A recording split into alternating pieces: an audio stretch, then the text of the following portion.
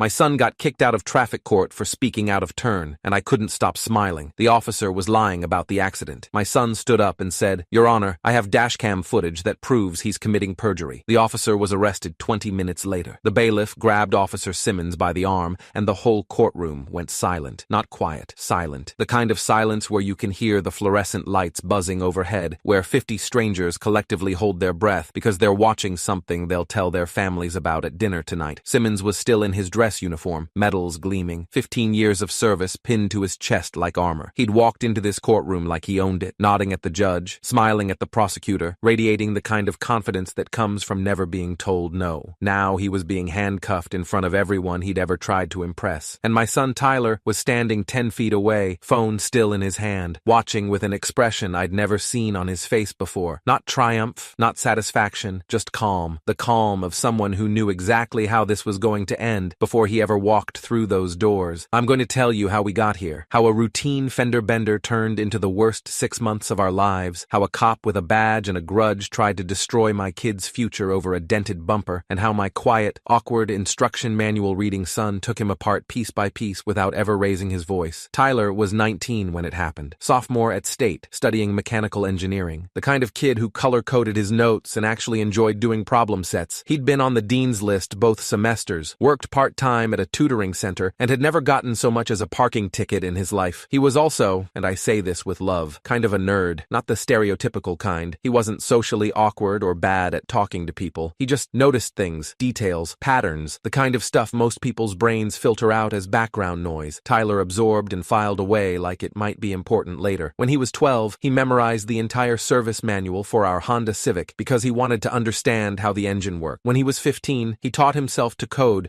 so he could build a program that tracked his sleep patterns. When he got his driver's license at 16, he spent 3 hours researching dash cams before settling on a Vantru N4 with front, inside, and rear cameras, 4K resolution, and GPS logging. "It's for insurance purposes," he told me when I asked why he needed a $400 camera setup. "If anything ever happens, I want documentation." I remember laughing. "What's going to happen? You drive like a grandmother." He just shrugged. "You never know." 3 years later, that camera would save his future. The accident happened on a Tuesday evening in March. Tyler was driving home from his evening class, stopped at the red light on Miller Road and Oakwood, one of those intersections with a long light cycle where you end up sitting for 2-3 minutes sometimes. He was completely stopped, foot on the brake, car in neutral, probably thinking about whatever problem set was due that week. Then, a silver Ford F-150 slammed into his rear bumper at approximately 35 miles per hour. Tyler's head snapped back against the headrest. His phone flew off the passenger seat. The impact was hard enough to push his Civic forward 6 feet, even with his foot on the brake. For a few seconds, he just sat there, stunned, trying to process what had just happened. Then he did exactly what I'd taught him to do. He put on his hazards, checked himself for injuries, took 3 deep breaths, and got out of the car to exchange information with the other driver. What happened next still makes my blood pressure spike when I think about it. The other driver was already out of his truck. Big guy, 6'2", maybe 220, buzz cut, the kind of build that says former high school linebacker who never stopped lifting. He was wearing jeans and a polo shirt, but Tyler noticed the service weapon holstered at his hip before he noticed anything else. "What the hell is wrong with you?" the man shouted, storming toward Tyler's car. "You stopped short. You trying to cause an accident?" Tyler blinked. He'd been stopped at a red light for at least 10 seconds before impact. There was no possible way this was his fault. The physics didn't even make sense. You can't stop short when you're already stationary. "Sir, the light was red," Tyler said, keeping his voice calm. "I was completely stopped. Are you okay? Do you need me to call?" "Don't tell me what color the light was." The man jabbed a finger in Tyler's face. "I know what I saw. You cut me off and slammed your brakes. That's not what happened." The man stepped closer, close enough that Tyler could smell the coffee on his breath. "You know who I am, kid?" Tyler didn't answer. "I'm Officer Dean Simmons, 15 years with Metro PD. He smiled. Not a friendly smile. The kind of smile that says, "I'm about to enjoy this." Who do you think they're gonna believe? Some college punk? Or a decorated officer of the law? Tyler's heart was pounding now. He told me later that every instinct was screaming at him to apologize,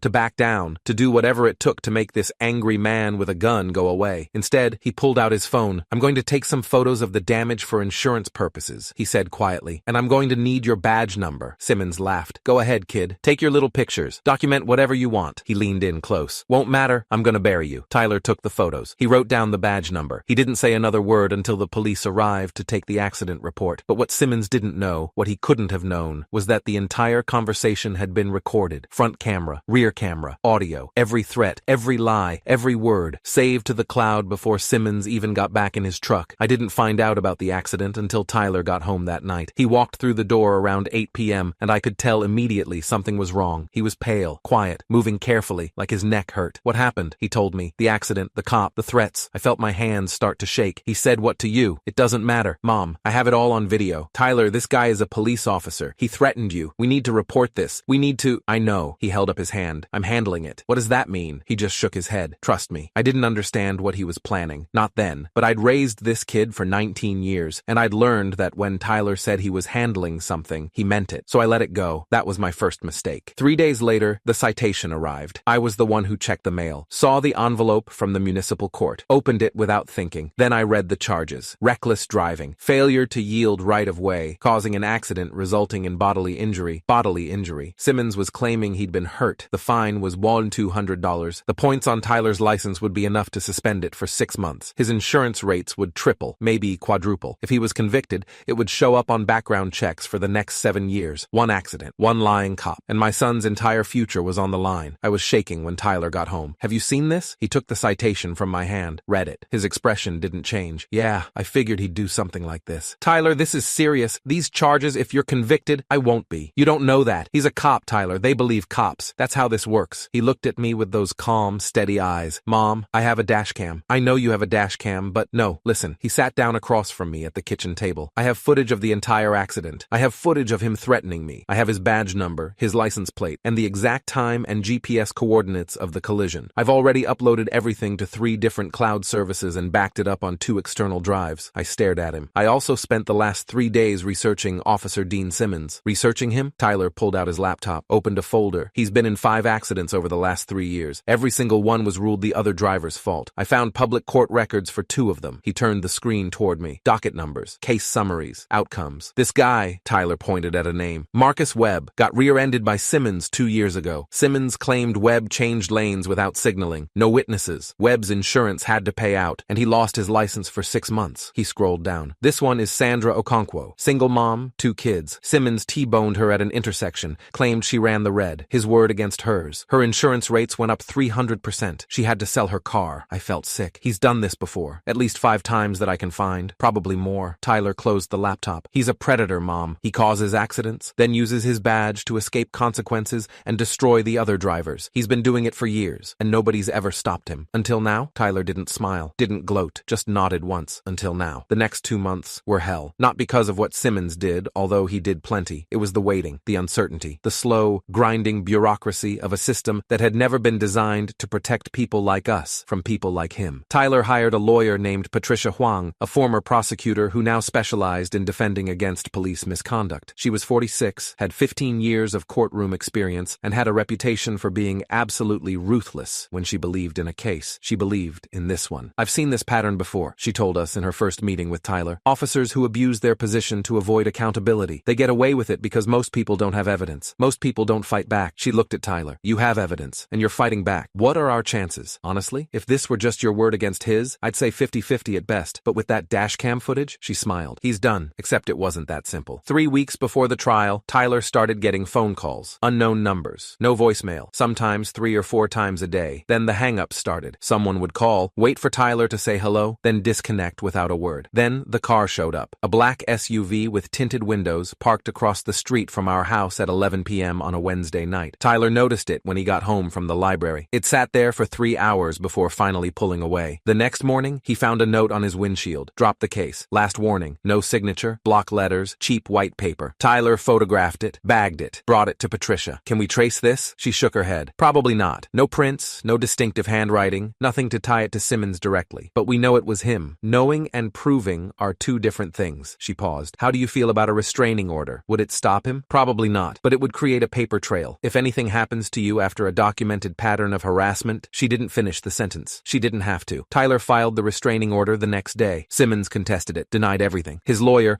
a department-provided attorney named Richard Greer, who looked like he'd been doing this for decades, argued that Tyler was making false allegations to strengthen his court case. The judge denied the restraining order. "Insufficient evidence of a credible threat," the ruling said. Tyler didn't argue, didn't appeal, just nodded and walked out of the courtroom. "He's going to do something," I said in the parking lot. "You know he is. He's not going to let this go." "I know. So what do we do?" Tyler looked at me. "We show up on March 15th with every piece of evidence I've collected. We put it in front of a judge, and we let the truth speak for itself. I wanted to believe him, but I'd seen the way Simmons operated, the connections, the confidence, the way the system bent around him like he had his own gravitational field. For the first time, I started to think we might lose. The week before trial, Patricia called with bad news. The prosecutor's office contacted me. They're offering a plea deal. What kind of deal? Tyler pleads to a lesser charge. Improper lane change. $400 fine, no points on his license, no record of reckless driving. Case closed. I felt a flicker of hope. That doesn't sound terrible. It's not. Patricia's voice was careful, but it also means admitting fault, which means Simmons's version of events goes on record as true, which means if Tyler ever tries to pursue a civil suit or misconduct complaint, Simmons can point to this plea and say Tyler admitted he was wrong. So it's a trap. It's an escape hatch that benefits Simmons more than Tyler, yes. I looked at my son. He was sitting at the kitchen table with his laptop open, scrolling through something I couldn't see. He'd been doing that a lot lately, researching, planning, preparing, building his case like he was constructing a bridge, one piece at a time. What do you want to do? I asked. He closed the laptop. We go to trial. Tyler, if we lose, we won't. You can't know that. He looked at me, really looked at me, with those steady eyes that had always seen more than anyone expected. Mom, I have watched him lie to cops, lie to lawyers, lie to a judge. He's going to walk into that courtroom thinking he can lie his way out of this too. He shook his head slowly. He can't, because I have the truth. On video, time-stamped, GPS verified, backed up in 6 different places. What if the judge doesn't watch it? What if they believe him anyway? Tyler smiled. Then I'll make them watch it. March 15th, traffic court. I'd never been to traffic court before. Turns out it's exactly as depressing as you'd imagine. A beige room with hard wooden benches, fluorescent lighting that makes everyone look sick, and a general atmosphere of resigned misery. There were about 50 people crammed into the gallery when we arrived. Most of them looked like they just wanted to pay their fine and leave. A few were arguing with their lawyers in hushed voices. Nobody looked happy to be there. Tyler and I sat in the 3rd row. Patricia was at the defendant's table, organizing her files, and then Simmons walked in. He was wearing his dress uniform, full medals, polished shoes. He moved through the courtroom like he was walking a red carpet, nodding at the bailiff, smiling at the court clerk, even giving a little wave to the prosecutor. Assistant DA Michael Torres, a tired-looking man in his 50s who clearly had too many cases and not enough time. Simmons sat in the front row, directly in our line of sight. He didn't look at us, didn't acknowledge we existed, just sat there, radiating confidence. Tyler's case was number 47 on the docket. We waded through speeding tickets, parking violations, red light camera disputes. Each case took 3 to 5 minutes. The judge, Honorable Catherine Reeves, 22 years on the bench, processed them with efficient detachment. Guilty, guilty, fine reduced, dismissed, guilty. Then, docket 4471, State versus Tyler Matthews, reckless driving, failure to yield, causing an accident with injuries. Tyler stood up. How does the defendant plead? Not guilty, Your Honor. Judge Reeves made a note. The state may call its witness. Prosecutor Torres stood. The state calls Officer Dean Simmons, and here we go. Simmons walked to the witness stand like he was accepting an award. He raised his right hand, swore to tell the truth, the whole truth, and nothing but the truth. Then he opened his mouth and started lying. On the evening of March 7th, I was driving eastbound on Miller Road at approximately 30 miles per hour. His voice was calm, professional, rehearsed. The defendant's vehicle was in the left lane ahead of me. Without signaling, he changed lanes directly into my path and braked suddenly. He paused. Let that sink in. I attempted to stop, but was unable to avoid the collision. The impact caused significant damage to my vehicle and resulted in injuries to my neck and upper back. Torres nodded. Can you describe these injuries? I've been undergoing physical therapy for the past 6 weeks. The doctors say I may need another 3 months of treatment before I'm fully recovered. He touched his neck gingerly. Some days, the pain is severe enough that I can't work. I watched the judge's face. She was writing notes, nodding slightly, buying it. Torres continued. And after the accident, what was the defendant's demeanor? Aggressive, hostile. He immediately began accusing me of being at fault, despite the fact that his reckless lane change caused the collision. When I identified myself as a police officer,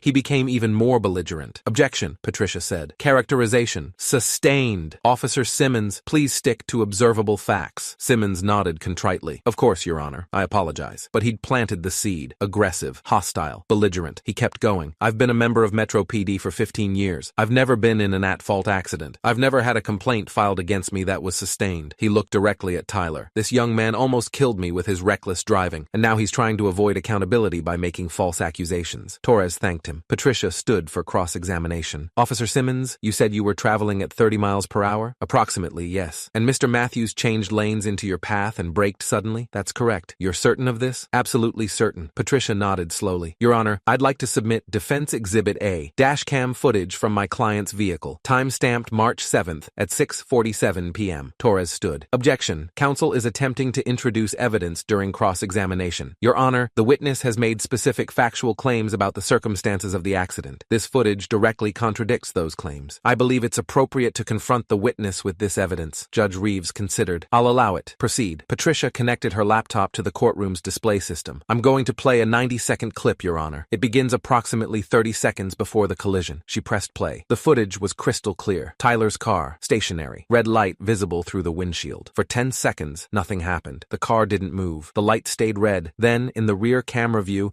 Simmons's F-150 appeared, moving fast. Way faster than 30 miles per hour. It didn't slow down. It plowed directly into Tyler's bumper with enough force to push the Civic forward 6 feet. The courtroom was dead silent. Then the audio kicked in. Simmons's voice screaming, "What the hell is wrong with you? You stopped short!" Tyler's voice calm. "Sir, the light was red. I was completely stopped." Simmons, "Don't tell me what color the light was." And then the line that changed everything. "You know who I am, kid? I'm Officer Dean Simmons, 15 years with Metro PD. Who do you think they're gonna believe?" A gasp rippled through the gallery. "I'm gonna bury you." Patricia paused the video. "Officer Simmons, you testified under oath that my client changed lanes into your path and braked suddenly. This footage shows him stationary at a red light for over 10 seconds before you struck his vehicle." Simmons's face had gone gray.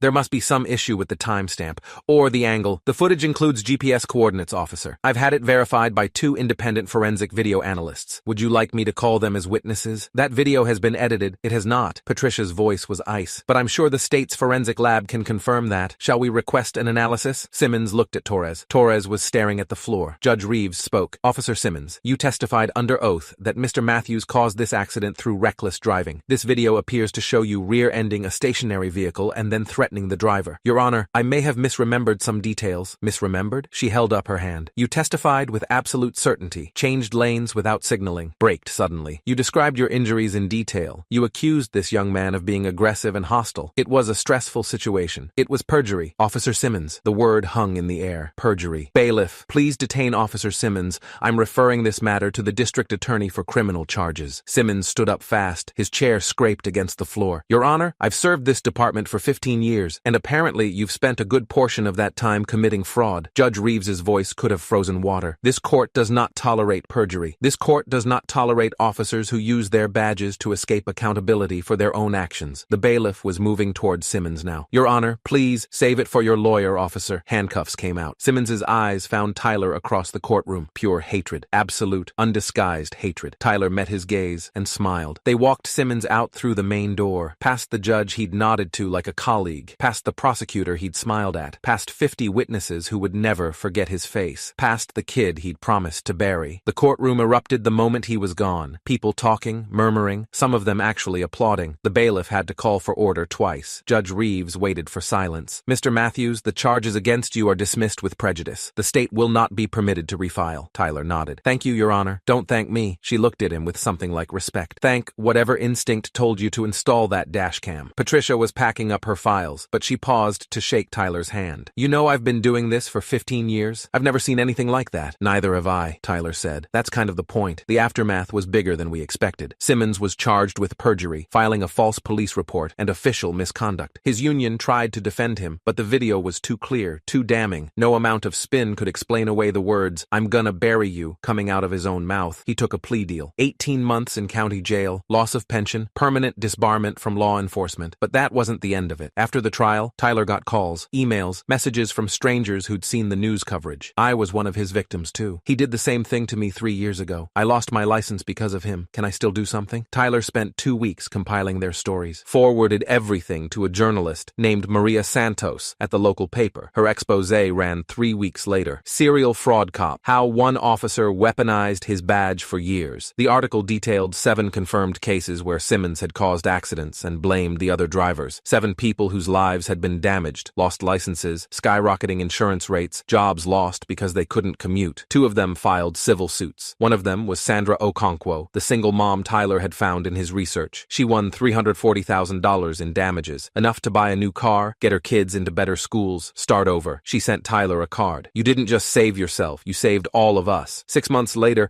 I found Tyler in his room, packing for the fall semester. He'd gotten a summer internship at an engineering firm, done well, and was going back to state with new confidence and a job offer waiting for him after graduation. "You never told me," me, I said from the doorway. He looked up. Told you what? How you knew. How you knew to fight, instead of taking the plea deal. How you were so calm the whole time. He sat down on the bed. Remember when I got the dash cam? You asked what was going to happen, that I'd need it. I remember. I didn't have a good answer then. But I've been reading about this stuff. Insurance fraud, police misconduct, people who get railroaded because they don't have proof. And I thought, if it ever happened to me, I wanted to be ready. He shrugged. I never expected it to actually happen. But when it did, I just did what I'd planned. Documented everything. Researched everything. Built the case piece by piece. Weren't you scared? Terrified, he admitted. Every single day. But being scared doesn't mean you can't be prepared. I crossed the room and hugged him. I'm proud of you. You know that, right? I know. Not just for winning, for not backing down, for being the kind of person who fights even when it's hard. He hugged me back. I learned it from you. Last month, I was cleaning out the garage and found the folder. The one Tyler had built during those terrible 6 months. Court records, research printouts, timeline documents, backup drives. I almost threw it away. Then I stopped, opened it. Right on top was the note from Simmons's windshield warning. Drop the case. Last warning. And underneath it, in Tyler's neat handwriting, a sticky note. No, I laughed out loud. Then I put the folder back on the shelf. Some things are worth keeping.